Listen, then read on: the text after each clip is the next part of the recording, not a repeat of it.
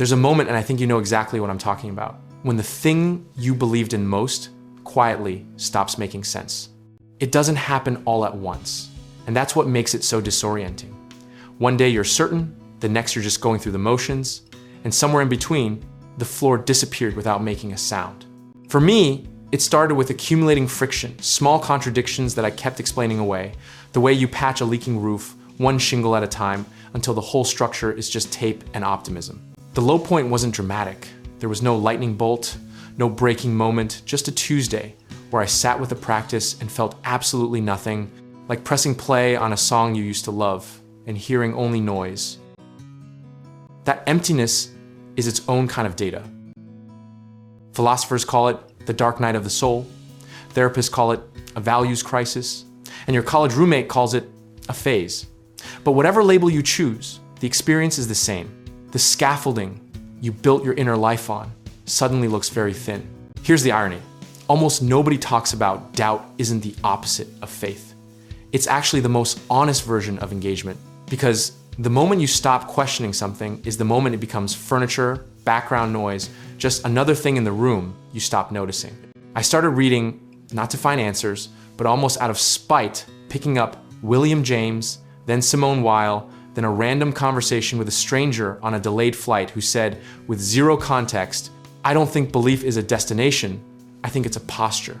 And somehow that cracked something open. The return wasn't a return at all. It was a rebuild with different materials. Less certainty, but more texture.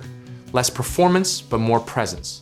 History tells us this cycle, doubt, collapse, reconstruction, shows up across every tradition, every practice, every serious long-term relationship with meaning, which means you're not broken, you're just on schedule.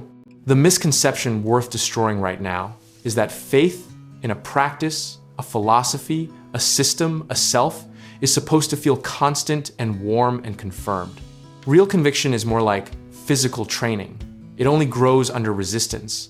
And the soreness is not a sign something is wrong. So practically speaking, what changed was my sizing. I stopped betting everything on a feeling of certainty and started treating belief as a daily, low-stakes, disciplined practice, showing up small and consistently, instead of waiting for the grand recommitment. The deepest lesson might be that you don't find faith again. You build a newer, stranger, more resilient version of it, and the fact that you went looking at all says more about your character than any unbroken streak ever could. I'm genuinely comfortable with uncertainty now, not because I've resolved it, but because I've stopped requiring resolution as the price of participation. And that shift, quiet as it sounds, changed everything. If any of this hit close to home, do yourself a favor and subscribe, because we cover every corner of the human experience, and there's a lot more where this came from.